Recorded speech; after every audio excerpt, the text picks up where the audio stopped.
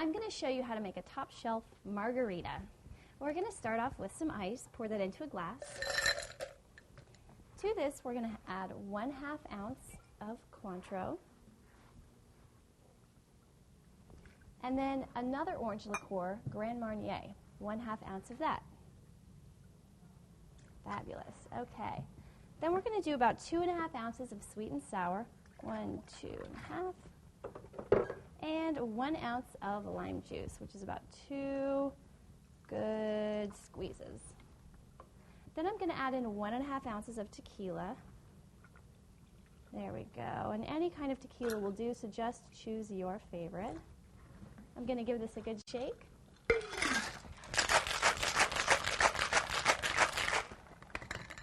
All right.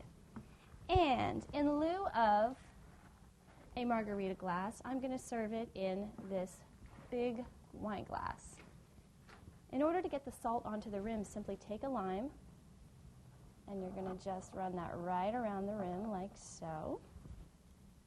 And then put that into your margarita salt.